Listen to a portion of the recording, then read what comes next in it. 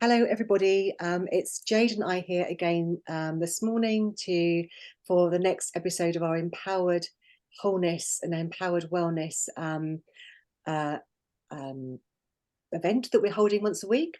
And so we have got a live audience with us, but we are going to just be talking about something this morning, which is external stressors, and also it's predominantly working on external stressors, but actually looking at how we start to shift and understand that we then can start to look at that internally. So we're going to be talking about that. So for those of you that are not joining us live, we're going to be spending a bit of time talking about that between us, and then we'll end the recording, and then we're going to be doing a Q&A. So, but so that we can keep it private between everybody who's on the call, we're going to be ending the recording first. So welcome to everybody. Welcome, Jade. Hello. Hello. So we are going to be sharing a bit of information that we have been talking about over this last couple of weeks, that we feel is a really important part of our journey. And it starts to shift from one thing to another when we start to become more awake and aware. And what we've been talking about is that earlier on our journeys, we feel that everything that is happening externally to us is happening outside of our control. So, of course, when we're born and we're born into situations and relationships as a child, we don't realize we have any ability to shift and change anything because we just accept our reality for what it is. But as we start to grow and we start to become an adult, we probably, most of us, until we get to a certain point in our lives, and actually a lot of people for the majority of their life are continuing to look at everything that's happening around them as if it's happening to them, and they're just unlucky that they have no control over their life, that they're just in really difficult situations, that it could be difficult relationships, it could be jobs that they're spending 30 years in that they absolutely hate but don't know how to get out of, all sorts of different things that happen, even in terms of sudden things that happen, whether it's car accidents, illness, deaths in the family. All of these things are external stressors that we have a very difficult time trying to deal with if we don't realize that we do actually have a level of control. So this is what we've been talking about. So Jade, the things that you've been talking about, which are external stressors, what would you add to that in terms of the type of things that you've been thinking about?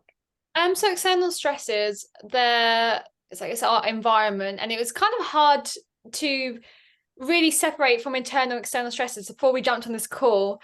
It was because they interweave and link with each other. But really, if we talk about external stresses, it is our relationships, it is our physical environment, our home life, it is life changes, it's trauma or abuse, if there's anything in terms of illness or poverty. So it's all outside events which can seem uncontrollable. And even when you look it up online and you talk about external stresses, people say it's uncontrollable. It's nothing you can control. And as you just said there, growing up as well, life is always happening to us. We have no control over these circumstances in our life, and that's definitely was the case for me. But when we grow up, we can start to see that these external stresses, we actually do have a choice, and we actually can step into a place of empowerment to these and start to create our reality and not feel so powerless and like a victim to all these circumstances. And that's exactly how I felt growing up from my childhood into my teenage years, early 20s. I definitely had that victim mentality where life was happening to me, and I had terrible jobs, terrible relationships, terrible home environment, because I didn't feel like I had a choice. I didn't know I had a choice. And that's that journey. I feel like it's the start of your journey, really, isn't it? To your empowerment and stepping onto your highest timeline, when you start to see that these external things you get to start playing with, you get to start choosing what you want. And it's a really wonderful journey to start on. And anxiety actually was one of my big breaking points to that, to propel me on that journey of starting to change my environment and change my relationships and my career and everything like that. Yeah, I think for a lot of people, those points of change come at points of crisis, Mm-hmm. because so often we can be in situations. I know with mine, a lot of mine was through relationships, and where the relationship that I was in was really, it was quite toxic. And it was only at a point, but I felt that I was just responding to that situation, trying to make every day easier, just trying to cope with every day. And so if we're in an environment where, in a situation where we feel like we're having to just find ways to cope with it, that's a real sign that there's something that needs to change. And we can perceive that as it being outside of ourselves and that we're having to just cope with the situation. But then there's a tipping point where we start to realize that this is too difficult, too painful, and that change needs to come from within. But when we're separating it with external stressors, there are some things that we really don't have control over. For example, if you're let's say, I mean, there's a whole collective experience that we have. And if, for example, the fact that the whole country is in economic crisis, then we're all going to be affected by that. And we're all going to have to look at how we respond to that. So there are definitely things Yeah. outside of your personal And how we control. actually start to respond to it, though, is with those coping mechanisms, and we start to adapt to stress. And that's definitely what I see in my life is, and when you build up these coping mechanisms and these unhealthy ways of living, it kind of, you're numbing and suppressing yourself even more to the point you feel like you have less choice because you're not even in the frequency of being able to feel like you have that choice there. And it's really something to look at within ourselves, isn't it? What are we actually coping with and adapting to in our life? Mm. Yeah, I really feel that it's a really important point. Is that there's definitely a point, I think, for most people that you speak to who've been on this journey of stepping into their empowerment and coming into that place of awakening a part of yourself that starts to notice things from a different perspective. It comes from usually something external which becomes intolerable. And that ability to not cope anymore starts to push us within to find a different way. But what tends to happen is that for many, many years, and quite often people, it doesn't always happen ever, that you just end up trying to find coping mechanisms. And so we find those external things that we learn to cope with. So it's drink, drugs, overworking, going to the gym too much, doing all those things that take us out of balance as ways to cope with the feeling of those external stressors, rather than realizing that we can do different things and make different choices. So I feel that a really important part, you touched on this earlier, that a really big part of what really made you come to that realization was when your anxiety became so overwhelming that there was something within you that said, I can't do this anymore. I can't cope with this anymore. I've All got those to find a different way. mechanisms were making me feeling even more anxious anyway as Yeah, well. It was exactly. actually the Yeah. things I was using to try and survive were contributing to my anxiety. Mm, Yeah. yeah.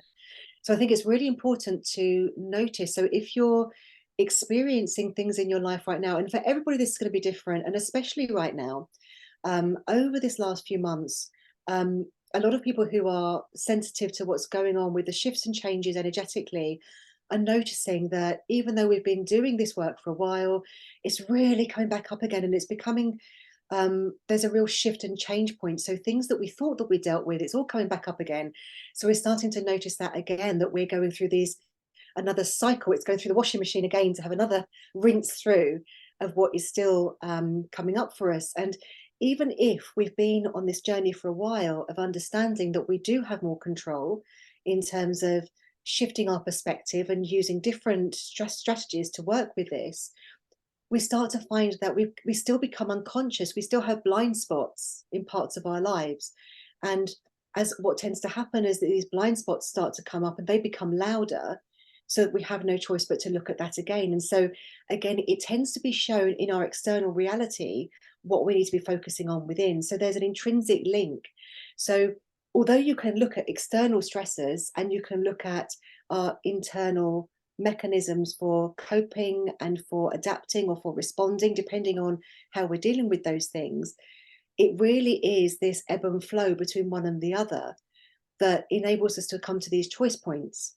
Yeah. And it's like when you start coming to that choice point as well, I know with my journey, even though it took me a while to move into the kind of work that I want to do and my purpose really, and move out of living with my nan in an awful environment, but because I stepped into that ability to choose and I was working, and that's when it goes into that internal, changing your thoughts and your feelings and beliefs, I could be in that situation knowing that I'm going towards what actually I want, and move me out of that stress. So Mm. there's a real sense of patience that comes in with it as well. It's not like we can go, I hate this relationship, I hate this job, I hate where I live, let's just change it instantly. But as soon as you have that empowerment to know that, oh, I can work towards that, I'm taking those steps, and and you intuitively feel when you're on that path of making those changes, that really just holds you up and keeps you going even in those tougher Mm. situations. Yeah, yeah. Yeah. I mean, we can certainly see, and I think with most of us in our lives, there's been situations that you can look back on and you can see that situation was toxic, it wasn't serving me.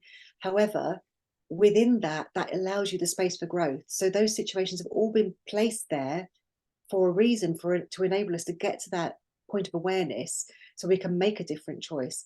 And it doesn't always need to be extreme, because quite often we can, if we have a tendency to keep on repeating the same pattern and not learning that it's our response to something that's creating that pattern, even if we step away from a relationship that seems toxic, if we've thought that relationship is toxic, I'm moving away from it, but we don't shift our own perspective in relation to that and understand why it is we've attracted it, we'll just attract it again in another version for us to shift in relation to it. So external stressors, What we want in the relationship, being able to be like, exactly what do you want? yeah, what is it? Yeah. And what do we deserve? What do we feel that we deserve? And a big part of our relationships, in terms of creating a healthy relationship, is what we feel that we deserve from others. And so it's all about our internal programming in relation to those situations, because I mean, I think we all know those people who, and we can really hold compassion for those people that feel that they're eternally life's victims. And you can see that their inner dialogue is continually telling them, this always happens to me, if only this, if only that, if only something else. But there's no awareness that you do have this control to be able to make a different choice. And so, unless you have this awareness that you can make different choices and you make those changes within you as to how you respond, you're just going to, even if you walk away from something, you're just going to create the same environment and keep on repeating those same patterns. And Mm. we can really, I think most of us can relate to certain parts of our lives where we've done that and had those same repetitive things happening. So I'm talking about repetitive relationships, repetitive situations in jobs. So we keep on repeating the same type of boss. We can have a horrible boss that we don't get on with. We go to a different job and we just have somebody else in that environment that creates the same situation. So Yeah. they are external stressors. And as we were saying, some of those things are things that are just in the collective situation that we just have to respond to. But there's a real shift between when you start to realize that everything that we're doing, we are the creators of our own experience. And so everything that's coming to us, we are attracting towards us. It's that whole connection between creation, manifestation. And so the internal stress we're also feeling is also in relation to our own belief system. So everything comes back to our belief system about what do we expect to experience in our reality.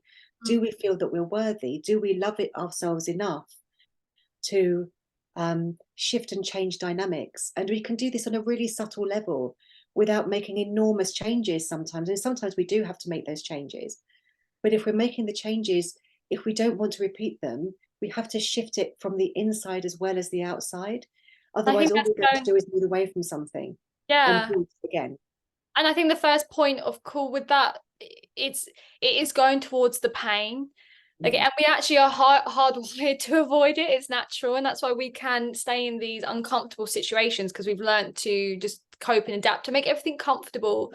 But mm. it really takes that step of going towards what is actually painful. What are we actually suppressing and avoiding? And I saw this very much in my job in the corporate world. No one's actually happy. No one's actually happy, but they've created such a comfortable life where, yeah, you just existing here. And so when you get that uncomfortable feeling or that anxiety, that's always the invitation to go, oh, what is this feeling, and what is this showing me? Okay, let's work with this pain, because this is what's going to lead me now to what I actually want. So it's always a really good indicator and something to listen to. And I think a first point of call is just going towards that pain.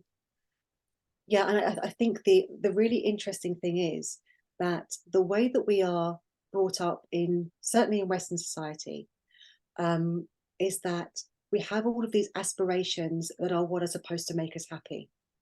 And quite often, those very things that we're thinking that we are doing because that's going to give us fulfillment and happiness are the very things that become our external stressors. So we're taught to think that you have to go to university, have a good education, get the right job that's going to give you financial stability, to buy a house, to have a good set of friends, have a nice car, have nice clothes, to be thin, to be. All of these things are such massive um, weights on our shoulders to live up to. And this creates our entire belief system. And so we do all of these things and we get to our sort of mid-20s, early 30s, and we've ticked all these boxes that we've done all these things, but we're so painfully unhappy because none of those things are actually giving us the very thing that we need. It's a perception of what we've been told that is going to create happiness for us, but actually none of it is what makes us happy. So you see people that are doing these corporate jobs and just going through this day after day, living this Groundhog Day sort of existence, and not realizing that they've created this cage for themselves, which is a cage that is actually limiting them from experiencing their happiness, because there's no questioning of, why isn't this making me happy? So it's just an acceptance of, this is just my life. And Mm. that's when you come into that acceptance, that's really hard place to be, Yeah. because there's nowhere to go from that. Yeah, So, and it's just so true. It is just this, it's just what you're around. And say just thinking of how I grew up with my nan, it was a normal thing of go and get the job in the council. That will really support you. That's an amazing job. Go into university, go and do this, and none of it you're really tuning into what it is that you actually want, but it's just this kind of hangover of all these beliefs of how we're meant to live that we're trying to move away from. That's causing our own pain, causing our own misery. These external stress that we're creating for ourselves. It's just because this is what's been handed down of what we're meant to be doing with our life, and it's yeah. yeah, so wrong. And I think this is the biggest thing. I mean, there's lots of things that are outside of this, which are more extreme situations. But for the majority of people, it's more about our programming that Mm. puts us in situations that we've ultimately chosen ourselves based on our belief system of what is going to make us happy, because that's what we've been told, that that's what a good life looks like. And so obviously there's a lot of stuff that's outside of this, but for the large majority of people, a lot of it is just shifting those perceptions about, what do we want our lives to look like, what is going to make us happy. Because what I've been doing so far, we tend to sort of fall into our lives based on a direction we've been almost shepherded into by school, by our parents, by what's on television, and what we look, our own aspirations as to what we think is going to make us happy. And then we realize that those things aren't. And I think this is when we start to come to this shift point. So we start to notice that I've done all these things. I've got a lovely house. I've got the family. I've got all these things, but I'm still got this massive hole within me that's not creating, I'm not feeling happy. And so it's from that point of pain, it's that pain within us, that emptiness, that starts to want us to look for more. And so that, of course, can look like drinking too much, taking the drugs, doing those things that are toxic. But if we can start to look and shift, then we can start to look at, okay, so what are those positive things I can do? And really small things, really small things. So, for example, something I've noticed this week, especially if you're on this sort of path, quite often we can be real people pleasers and we want everybody to be happy. And so that creates a real level of responsibility that we're holding on to, that can be really weighty for us to be able to walk through our life with this level of responsibility. And something that I've really noticed this week, and it's just a small thing, because of course, as we said, it comes up in layers, but it's about how we're talking to people in relation to giving them back responsibility for themselves. And if we are looking at this empowered wholeness and this empowered wellness, we're empowering ourselves, yes, but we also within that need to empower others within our relationships. So if we have family members that are always expecting us to fix problems for them, then we're taking that on ourselves, and it's giving us, because everything that we have, we're getting some sort of a gain from. So we're feeling like we're doing something good by being helpful, and it gives us this lovely warm glow. But ultimately, over time, when somebody feels that you've helped them, they're going to think, oh, well, that's okay, I don't have to do that, because mum will do that, or my wife will do that, or my dad will do that, or whoever it is. It's like that person then is giving you responsibility, which means they're not taking it for themselves. So we're actually disenabling disempowering somebody else by not, and it doesn't mean to say we don't become helpful, but there are ways that we can use our language to help them take responsibility back. So for example, there was just something that's come up in the last couple of days where a member of my family was feeling a little bit wobbly, and so I said, well, look, maybe if you try this, and maybe if you do that, and so don't think about it like that. You just need a good night's sleep. And so it was basically, rather than saying, oh yes, that is terrible, it was just not going into that drama, but actually just holding space for them to go, it's not so bad. Maybe look at it like this, and just giving that little bit of power back to that person to be able to just go, oh yeah, maybe it is that I will feel better in the morning once I've had a good night's sleep, rather than just doing that, oh yeah, that must be terrible. Because we tend to want to empathize with everybody, but by doing that, we're actually feeding their disempowerment and Mm. actually creating more responsibility for our own shoulders. So it's just subtle things we can do in that day to day to just enable others to have take a bit more responsibility for themselves. And that's just one small thing, but there are lots of it ranges from big to small depending on the circumstance. Yeah, I think for mine at the moment, it's um a stressor is probably like my time and how I'm structuring my life and my work. So that comes back to me finding ways to make that less stressful. So I've even got like an app called Notion to help put my task in place. And I'm not a very structured, organized person as much as I think I need to be now in my life. So it's just knowing that what can support me with having all these different things going on, that I can just not feel so overwhelmed and stressed with. So I'm not carrying it all here. I'm gonna put it into order that I can pick up when I have the capacity to pick that certain thing up. So that's what I'm creating in my life right now to deal with external Mm. stresses and make it yeah, make it work in my life. No, exactly. I think that there's this point at which we realize that there are some things that we need to shift and change because those stresses are big stresses that need to be transforming our lives into a different alignment. So we're more in line with our personal, um, the personal experience we want to create, knowing that we're the co-creators. But Mm. equally within that, we know that we've got strengths and weaknesses in terms of the way that we do with things. And I'm the same as Jade, in terms of organization, I'm very much in the flow, trying to actually have structure. I find structure very difficult. So in order for me to cope, and Marisi has been great. And for those of you who don't know Marisi, Marisi has been working with us, so doing all this of the tech stuff. Marisi has really helped me to come up with different structures that we can actually use to know that we can anything we do it a certain way so that everything is in a certain place. And so that helps me to know that when I'm looking at that and I'm working with her, I do it in this way. Otherwise, I can be all over the place and sort of shooting off like a box of fireworks. And so that becomes an external stressor for her because I'm not giving it in a structured way. That is so it's whenever we're working for ourselves, of course, we have to create that structure. And if you're Yeah. an intuitive, flowing sort of person in the way that you work, it's quite difficult to find that, and Yeah. it becomes overwhelming if we don't find those structures. And that's the thing, because I'm an anxiety specialist and I do everything to do with regulation. I was saying even the other day to my partner, it's like I like the amount that I'm kind of working and doing, I would never recommend anyone to work as much as I am, or you know, just having the pace of life that I do, because I'm all about having space in your life. But because I've got so good at regulating and I'm really calm my nervous system and my breath, that I can hold so much more in my life. And that's been a bit of a blind spot, knowing that that's still not okay, because that can build up to the point it is now a real big external stress that I'm going to have to take drastic action with. But right now I can just be aware that, oh yeah, this is a bit of a stress, and I can make it work in my life a bit better so it doesn't feel overwhelming. And but and when we can't do anything, because I work with a lot of people that even there's things that we can't control, there is certain things externally we can't control, but that's when we come back to that internal stress then, and how to regulate and how to deal with stress, because our nervous system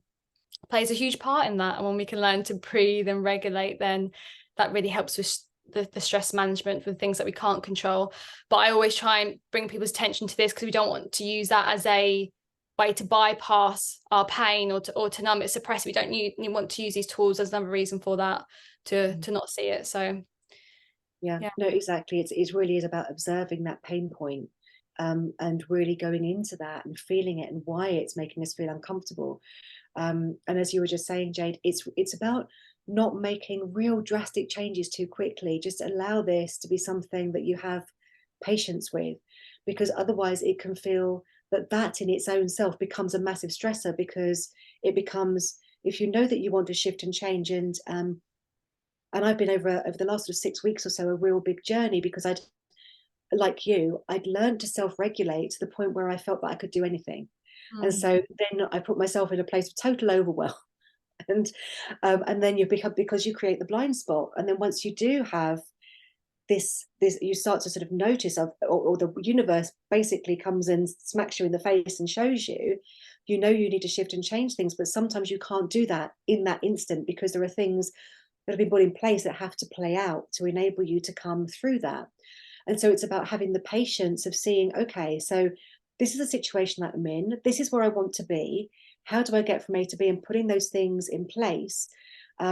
Starting to be really observant about what you're saying yes to, starting to really observe where you're putting your energy, and starting to, as you're starting to let go of certain things on one hand, you're starting to set a different perspective about what you wanted to look like on the other. So you're taking a transitional journey from letting go of what's no longer in alignment, and allowing that to come to its end naturally, without it being too jarring, as you're stepping into something new, and allowing that to unfold in a place of surrender, so that Mm. we don't actually do that by forcing something new to come in. Because quite often, if we suddenly notice this isn't working, and we then think, okay, knee jerk reaction, this isn't working, I'm going to get rid of that, I'm going to do that, we literally jump from the frying pan into the fire, because we haven't allowed it to come through its own natural, um, conclusion. We haven't allowed it to work through our own energy fields, because everything that's come into alignment with our energy field, it has to naturally come out, otherwise it's too jarring for our nervous system. And so we go into almost shock and overwhelm from going from one thing to another too quickly. So it's a transition from going through letting go, observing what's not working, letting that come to its natural conclusion. And it almost feels that within that space you go into a void. You don't need to immediately know what the next part looks like. It's about allowing yourself to go into that space of uncertainty, to go, okay, I'm letting this go. I don't need to know exactly what this looks like. I just know that this needs to feel more like this, to allow the universe to bring in the opportunities, to bring in the synchronicities, because in that space of surrender, that's when we can start to really create, and notice, this really feels great, this person's come into my life and they're doing this course, or there's this job opportunity that's come up, or it allows us to come into whatever it is that we're looking to achieve. It allows it to come in flow, rather than us forcing it in because we're wanting to make change so quickly. Because the tendency with external stressors, we want to just get rid of it there and then, but that actually can create a real jar, and we need, Yeah, it's really important to do it gently. it's true that when I was because I'd moved out when I was really young, but when I was living at home with my nan in an awful situation, it was a year and a half till coming to this home, to my space. And there was a big period of that, of me being that, again, that victim mode, feeling powerless, helpless, like just feeling awful. But it was that transition of stepping into my empowerment, and I started to just feel grateful for where I was. I really put that down to actually manifesting where I am now. Like in Mm, that space, I went into that void of going, okay, well, I surrendered this situation, but I'm open to receiving what's available to me and being patient. And then I started to feel grateful for even the smallest thing in my home environment. mm, And I really believe that's when we start to attract, and we start to open those amazing things, and just being okay with that time that it takes. mm. And yeah, that resonance of gratitude just really brings in more to be grateful for, doesn't it? And attracts those things. Yeah, So exactly, yeah. exactly. And as we're moving in, if we're clearing something out of our energy field, naturally we're creating that space. And so we're moving through, and we can't move through that too quickly, because it's our energy field can't take it. If we suddenly go from a lower frequency situation or vibration, we can't take on, we have to go through those frequencies gradually. We have to go through those transitions. So although we're changing it energetically, we have to change it through all of our different fields. We have to allow our emotions and our mindset to catch up with all of the changes. And so this is why everything has to be done in a very gentle way. Otherwise, we can go into different types of crisis.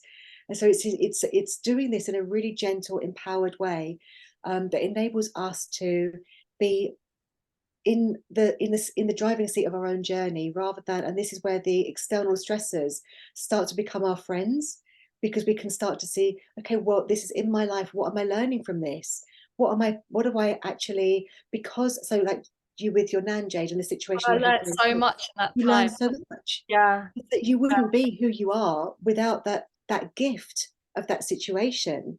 And Yeah. so often we can only see the negatives, but when you come out the other side of it, you realize that we grow and expand through that, the darkness. We grow and expand through the difficult situation, because that's where we find our resolve, where we find our resilience.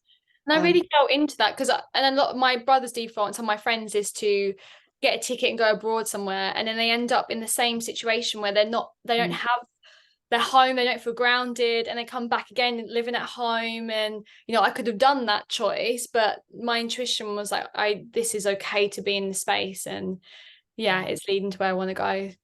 And Mm. this is what I'm saying about to go from the frying pan into the fire, because that is the real obvious one. It's like, I'm not happy, I'm going to go and travel. Create more And stress, so more external I'm gonna, stress. and so Yeah. you're just literally running away, but you're not Yeah. running. You're just creating the same environment for yourself in a different place, because you're not looking at what's going on within you in relation to those situations. So you come back in, and you're just going to go perpetuate the same thing. So it's really, this is why it's very difficult to separate the external and internal stressors, because the external stressors are it's almost like the nudge on our shoulder to go, this is here to show you something. The external stress is here to wake you up. It's not here just to create pain for you. It's here so that you can evolve and grow. So it's when we realize that it's really here for us to be grateful for as we move through it. And so you can say, how could I be grateful for that abusive situation? Because of course, on a human level, none of that is okay. But when we're looking at it from a soul level, and the learning that that's going to give us, it's we can come to the other side of that and realize that's given us so much opportunity for growth, expansion, and then to help others through that same journey. So all of it is there for a reason. And it's when we start to come to that understanding of that we can really take those strides forwards of understanding and shifting that sort of perspective of being the victim of that, but also really it was that you realizing it was there for us rather than to hurt us. And Yeah. it's a big shifting understanding to really take that, and it's quite hard to accept. But when you've experienced those situations and you can forgive it, and you can create that forgiveness, those external stresses become something that are such a gift. So That's a really great lesson to take forward into your life, so you're not having to escape and run away, just knowing that there is a lesson in those times, and you can turn it into something great. So it's mm, it builds that resilience, doesn't it? yeah, and, exactly, and that exactly, empowerment, which is what this is all about. totally.